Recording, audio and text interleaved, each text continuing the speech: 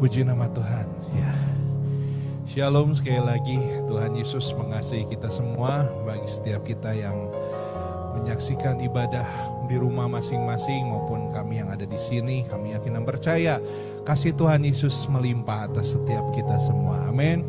Malam hari ini kita akan kembali belajar atau merenungkan kebenaran firman Tuhan. Saya akan melanjutkan pembelajaran yang sudah saya sampaikan dalam ibadah raya di siang hari pada minggu yang lalu.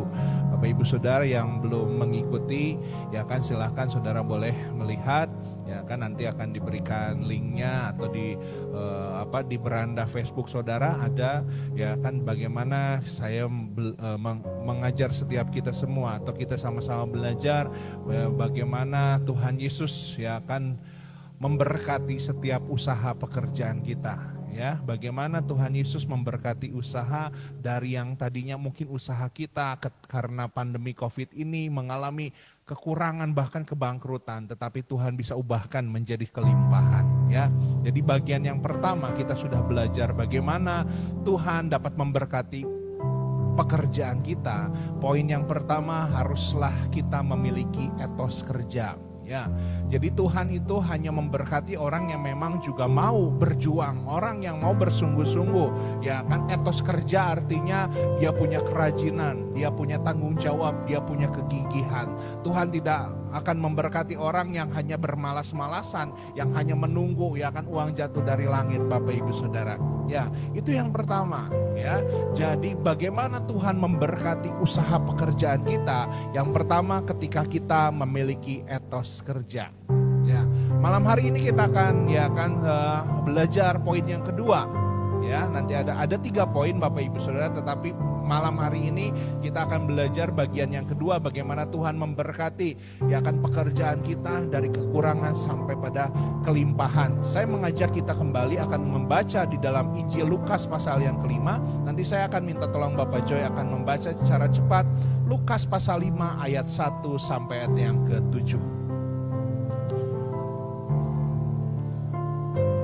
Lukas pasal yang kelima ayat 1 sampai 7.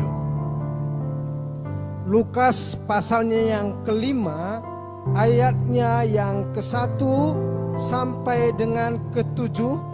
Judul perikopnya adalah penjala ikan menjadi penjala manusia. Pada suatu kali Yesus berdiri di pantai danau Genesaret. Sedang orang banyak mengerumuni dia, hendak mendengarkan firman Allah.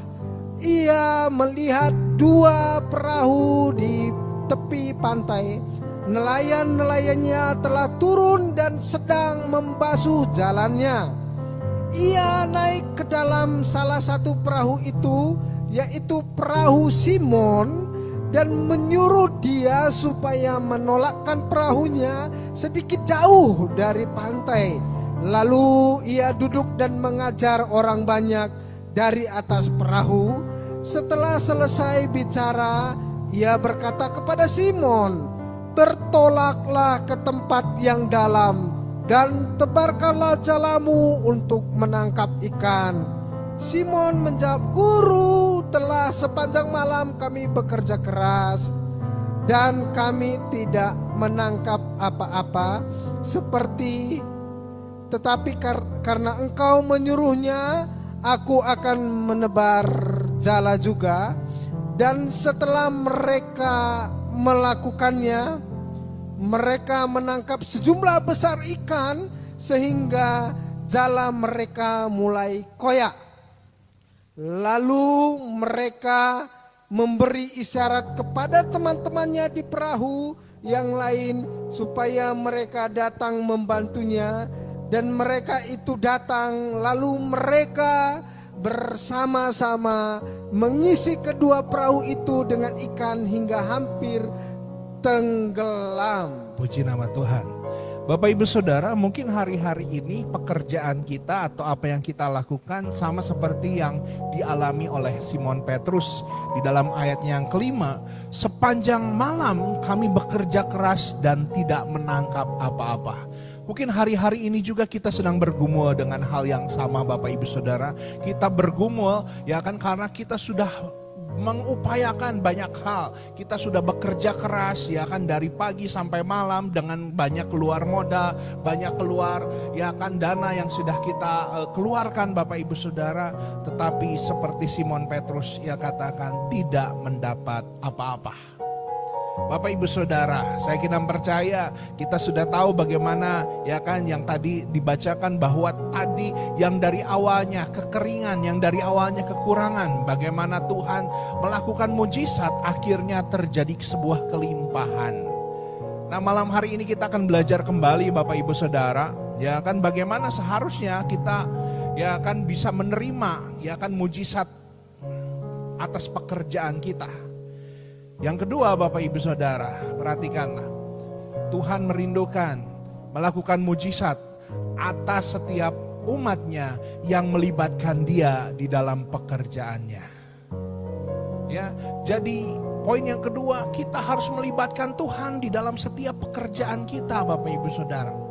Ada banyak orang berpikir kalau berurusan tentang Tuhan yaitu berurusan tentang agama. Berurusan tentang Tuhan itu berurusan tentang bagaimana hari Minggu beribadah. Berurusan dengan Tuhan tentang bagaimana kita bernyanyi. Ya, dan kemudian pelayanan di atas mimbar Bapak Ibu Saudara. Bukan hanya itu. Firman Tuhan di dalam Amsal 3 ayat yang ke-6 saya bacakan. Akuilah dia dalam segala lakumu, maka ia akan meluruskan jalanmu. Perhatikan Bapak Ibu Saudara, firman Tuhan memerintahkan kepada kita untuk mengakui dia dalam setiap laku kita. Termasuk berarti dalam pekerjaan kita. Ya, ini berbicara bagaimana supaya kita melibatkan Tuhan dalam setiap pekerjaan kita. Bapak Ibu Saudara, beberapa tahun yang lalu ketika saya ya akan masuk di dalam sekolah teologi, sekolah hamba Tuhan, Bapak Ibu Saudara, saya berpikir kalau di sekolah hamba Tuhan itu saya akan terus belajar, ya kan hanya belajar tentang Alkitab saja Bapak Ibu Saudara, ya kan tentang hal-hal agama saja. Tetapi ternyata saya keliru. Ternyata ketika saya belajar dalam sekolah Alkitab, di dalam sekolah tersebut pun saya belajar bagaimana tentang leadership, tentang kepemimpinan, belajar tentang manajemen, belajar tentang administrasi Bapak Ibu Saudara, bahkan belajar juga tentang kesehatan. Ya kan kami para siswa saat itu diajar bahkan ya kan memberikan obat ya kan ya walaupun mungkin hal-hal yang mendasar Bapak Ibu Saudara ya kan mengukur tekanan darah, tensi, bahkan juga diajarkan ya kan untuk teknik bersalin Bapak Ibu Saudara. Ya, betul. Ya kan diajarkan bagaimana suatu ketika kalau kami hamba-hamba Tuhan dalam situasi yang mendesak harus membantu persalinan. Bapak Ibu Saudara, yang kita beruntung ya kan saudara yang berjemaat di Ahmad Yani ya kan saudara tinggal pergi ke Santo Yusuf, tinggal pergi ke Advent dan lain sebagainya kalau saudara bersalin, gak perlu nunggu saya Bapak Ibu Saudara ya kan. Tapi di sekolah Alkitab kami diajarkan bukan hanya hal-hal teologi, bukan hal-hal yang ketuhanan saja, tetapi hal-hal yang demikian. Mengapa Bapak Ibu Saudara?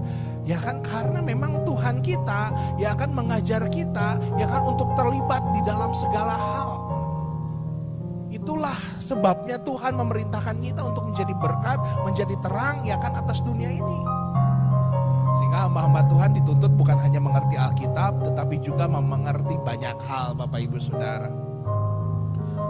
Nah kalau kami saja para hamba-hamba Tuhan ya akan belajar setidaknya sedikit mengerti hal-hal lain Bapak Ibu Saudara. Dunia bisnis, dunia kesehatan, apalagi Tuhan kita. Tuhan kita gak perlu belajar karena saya yakin dia amat sangat tahu. Dia sumber segala pendidikan, termasuk juga pendidikan dalam hal berbisnis, dalam hal usaha.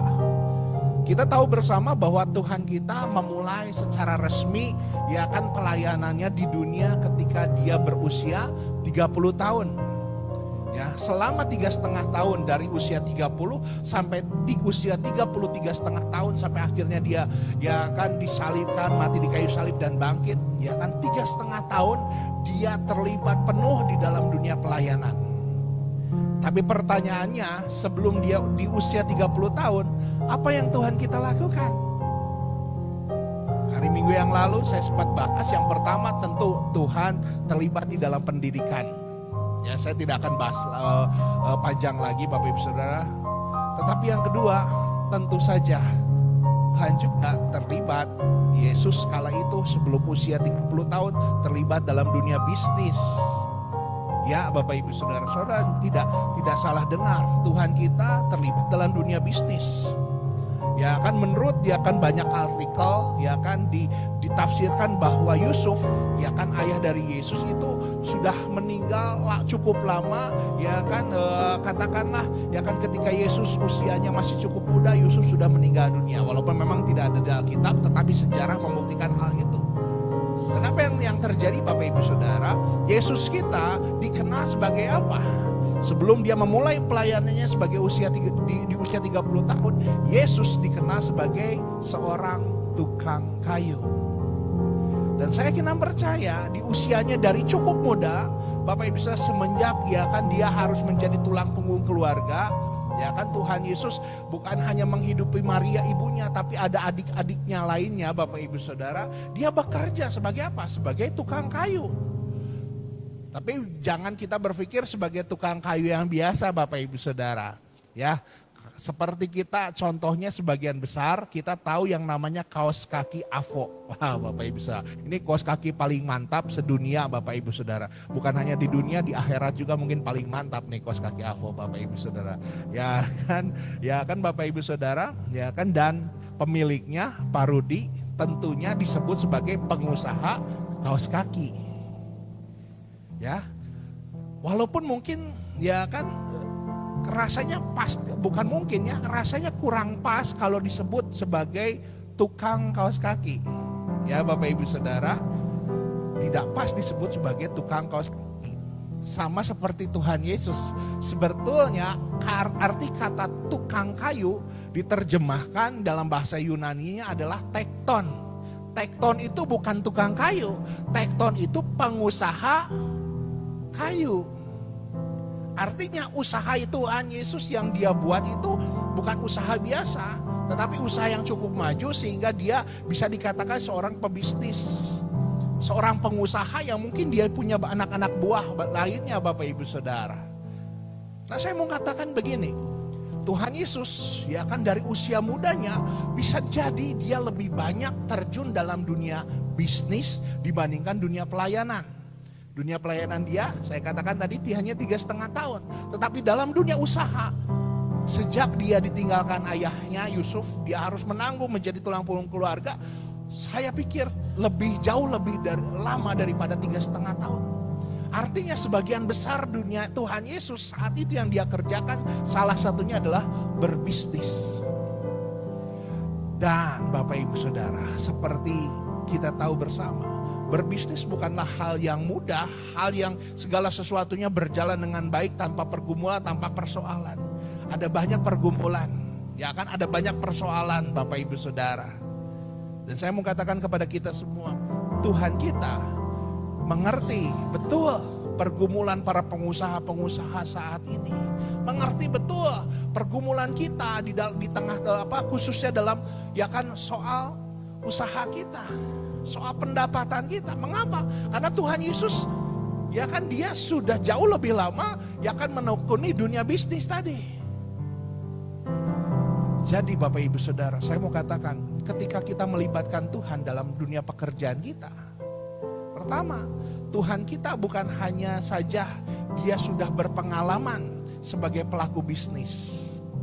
Tentu saja kita belajar dari orang-orang yang lebih pengalaman. Tetapi ada yang lebih daripada itu Tuhan, Bapak Ibu Saudara. Tuhan kita bukan hanya pelaku bisnis, tetapi Tuhan kita jelas dia adalah Tuhan. Artinya apa? Dia sanggup melakukan mujizat-mujizat atas setiap pekerjaan kita. Amin Bapak Ibu Saudara. Kalau kita mau melibatkan Tuhan kita atas setiap usaha kita, atas setiap ya kan pekerjaan kita, Tuhan kita sangat senang untuk turun tangan, untuk membantu dan melakukan mujizat-mujizat yang besar atas setiap pekerjaan-pekerjaan kita. Amin Bapak Ibu Saudara. Ya, buktinya kita lihat bagaimana Simon seharian tidak mendapat apa-apa, tapi kemudian Tuhan Yesus lakukan mujizat. Bukan hanya satu perahu yang dipenuhi oleh ikan, ya kan, temannya pun harus membantu. Ada 2 buah perahu lainnya Bapak Ibu Saudara yang membantu. Karena apa? Karena mujizat daripada Tuhan ketika dia sudah lakukan, ya kan, maka dia akan lakukan dengan berkelimpahan. Amin Bapak Ibu Saudara. Puji nama Tuhan. Nah, sekarang pertanyaannya bagi kita semua. Bagaimana cara kita melibatkan Tuhan di dalam pekerjaan kita? Ya, Simon melibatkan Tuhan di dalam pekerjaannya ketika Tuhan Yesus, ya kan, melihat Simon, bertemu Simon, ya kan, dia minta Simon minta tolong tolakkan perahumu, dia akan lebih ke dalam, ke laut lagi Bapak Ibu Saudara. Kenapa? Karena Tuhan Yesus dari tengah laut, dari lautan, dia hendak mengajar, ya kan, orang-orang yang ada di pinggir pantai tersebut Bapak Ibu Saudara. Dan apa yang Simon lakukan? Simon tidak berkata, wah kesempatan nih, gua seharian, ya kan, semalaman gak dapat ikan. Saatnya ini gua ada kesempatan untuk dapat cuan. Wah, dia bisa bilang, dia mau pinjam, oke, wani piro. Oke, Yesus, ya kan nih kebetulan nih, saya seharian sih belum dapat apa-apa. Kamu mau pakai boleh, ya kan, per jam cukuplah 500.000. Ada banyak orang-orang zaman sekarang Bapak Ibu Saudara cari kesempatan dalam dunia pekerjaan Tuhan. Cari untung. Mohon maaf Bapak Ibu Saudara, ini yang terjadi. Banyak orang mencari untung di dalam pekerjaan Tuhan. Tetapi kita bersyukur Simon bukan orang yang demikian. Justru Simon dengan rela hati, Simon Petrus rela hati meminjamkan perahunya kepada Tuhan Yesus supaya Tuhan Yesus bisa mengajar orang-orang banyak.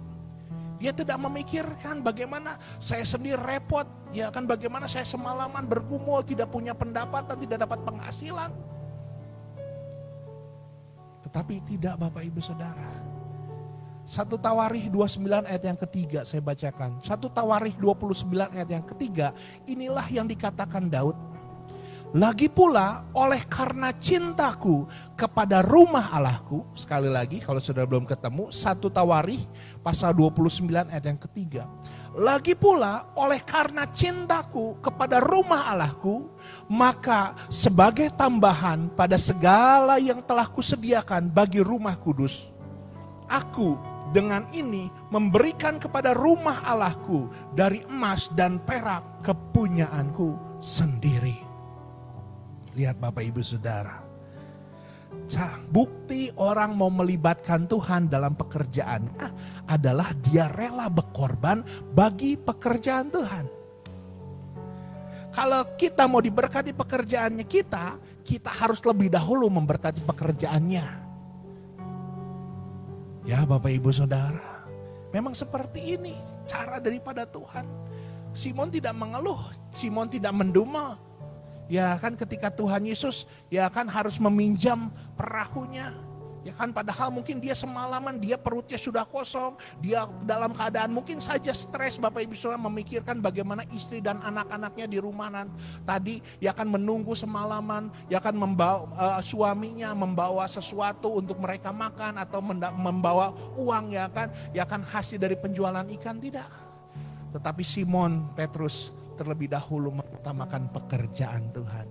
Inilah rahasia supaya pekerjaan kita diberkati. Yang kedua apa Bapak Ibu Saudara? Ketika Simon Petrus, ya kan, membawa perahu dan Tuhan Yesus berkhotbah di atas perahu. Saya yakin dan percaya orang yang paling pertama mendengar perkataan atau pengajaran Tuhan Yesus adalah Simon Petrus sendiri. Karena posisinya paling dekat. Yang lain ada di pinggir pantai, sedangkan Simon berada dekat dengan Tuhan Yesus. Tetapi Simon Petrus bukan hanya mendengarkan firman, tetapi dia mentaati firman. Apa buktinya Bapak Ibu Saudara? Ya kan, di dalam ayat yang tadi dibacakan, bagaimana Tuhan Yesus memerintahkan kepada Simon Petrus, ayo tolakkan lagi jalamu. Dan Petrus mengatakan, seharian saya sudah mencari, tetapi karena engkau guru yang memerintahkannya. Secara pikiran, secara logika, Saya ini nelayan, engkau itu Yesus. Mungkin engkau orang pintar, tetapi paling mentok engkau hanya mengerti tentang perkayuan. Engkau tahu apa sih tentang perikanan? Kalau pakai logikanya Petrus. Tetapi Bapak Ibu Saudara, ada kalanya firman Tuhan itu di atas logika kita. Ada kalanya firman Tuhan itu tidak bisa kita mengerti. Tetapi disitulah Bapak Ibu Saudara, ketika kita belajar mendengar firman Tuhan dan mentaatinya. Roma pasal 10 ayat yang ke-17. Roma 10 ayat 17 mengatakan, jadi iman timbul dari pendengaran, dan pendengaran oleh firman Kristus. Jadi ketika di atas perahu Simon Petrus, ya kan, bukan hanya ikut-ikutan mendengar. Ada banyak orang Kristen hadir ibadah setiap hari Minggu, ikut ibadah online seperti ini, tetapi imannya tidak bertumbuh. Kenapa? Karena firman Tuhan itu hanya kedengaran di telinga, tetapi tidak sungguh-sungguh mendengar. Kalau Simon Petrus, ya kan, hanya kedengaran, ya kan, kebetulan mendengar firman Tuhan yang diucapkan diucapkan Yesus di atas perahu, tentu saja dia mungkin tidak akan menuruti perintah Tuhan untuk menebarkan jalannya kembali. Tetapi ketika dia menggunakan momen firman Tuhan, dia ada dekat dengan Tuhan Yesus. Bukan mendengar, kedengaran, bukan hanya kedengaran, tapi benar-benar mendengarkan. Disitulah imannya tumbuh. Karena firman Tuhan katakan iman timbul dari pendengaran. Oleh sebab itu jemaat Tuhan, mari mulai belajar sungguh-sungguh mendengar firman Tuhan. Bukan hanya sebagai rutinitas semata Bapak Ibu Saudara. Ya, sungguh-sungguh dengar firman. Dari pendengaran itulah iman kita akan bertumbuh. Buktinya iman tumbuh. Ya, Petrus imannya bertumbuh. Dia rela mentaati. Dia tebarkan jalannya kembali. Dan mujizat pun terjadi. Amin Bapak Ibu Saudara. Ya, itu yang saya rindukan kepada terjadi dalam kehidupan kita semua. Khususnya para saudara-saudara, para karyawan, para sales, para pengusaha. Tuhan Yesus tahu betul pergumulan kita, ya kan, atas pekerjaan kita hari-hari ini. Tetapi ingat kembali Bapak Ibu Saudara, Tuhan Yesus sanggup untuk melakukan mujizat atas setiap pekerjaan kita. Amin. Kalau kita naik motor Bapak Ibu Saudara, naik motor, ya kan, kemudian standarnya kita turunkan, ya kan, apa yang terjadi? Tentu saya akan percaya kalau standarnya itu diturunkan, motor kita tidak akan jatuh. Termasuk juga kalau kaki kita, ya kan, bukan standar kita, kaki kita turunkan, motor tidak akan jatuh. Tetapi motor tidak akan maju. Betul Bapak Ibu Saudara, kalau standar kita turunkan, kalau kaki kita turunkan dari motor kita, motor tidak akan jatuh, tetapi motor juga tidak akan maju. Nah seringkali kita juga, ya kan, demikian Bapak Ibu Saudara.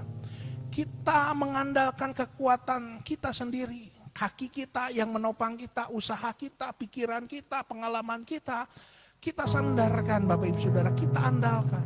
Sehingga kita sama seperti ketika kita menaiki motor tadi, memang tidak jatuh, tetapi tidak juga mengalami kemajuan. Mungkin usaha kita tidak bangkrut, tapi juga tidak ada kemajuan Bapak Ibu Saudara. Kenapa? Karena kita menyandarkan usaha kita atas kaki kita sendiri. Tetapi ketika kita coba angkat standar kita angkat kaki kita, apa yang terjadi? Jatuh. Jatuh kalau apa? Kalau kita hanya sekedar mengangkat kaki, mengangkat standar tanpa kita menyalahkan mesin dan memberikan dorongan gas. Kita bukan hanya berserah kepada Tuhan Bapak Ibu Saudara, tetapi kita juga rela mentaati Tuhan kita. Karena Tuhan kita yang menjadi gas kita, Tuhan yang harus jadi mesin kita. Betul gak Bapak Ibu Saudara? Ya aneh kan, kebalikan. Kaki diturunin, motor gak jatuh tapi gak maju juga. Tetapi ketika kaki dinaikkan Bapak Ibu Saudara, motor tidak jatuh tetapi motor akan maju. Demikian juga kehidupan usaha kita, demikian juga kehidupan bisnis kita. Ketika kita tidak andalkan lagi kaki kita sendiri, tidak andalkan lagi kekuatan kita, tetapi kita mengandalkan kuasa Roh Kudus, kuasa Tuhan Yesus kita tidak akan jatuh lagi, tetapi justru kita akan maju bersama dengan Tuhan kita. Puji nama Tuhan ya. Jadi sekali lagi Bapak Ibu Saudara, bagian ini bagian yang kedua, yaitu selain yang pertama, kita harus memiliki etos kerja. Supaya ada mujizat dalam pekerjaan, yang pertama, milikilah etos kerja. Yang kedua, Bapak Ibu Saudara, kita harus melibatkan Tuhan atas pekerjaan kita. Amin. Bagaimana caranya melibatkan Tuhan? Dibagi dua lagi. Yang pertama, rela berkorban untuk pekerjaan Tuhan. Yang kedua, kita harus rela mendengarkan firman serta mentaati firman. Puji nama Tuhan. Dalam pertemuan selanjutnya kita akan bahas ya kan poin yang ketiga. Poin yang bahkan poin utama daripada mujizat dalam pekerjaan kita. Tuhan Yesus memberkati.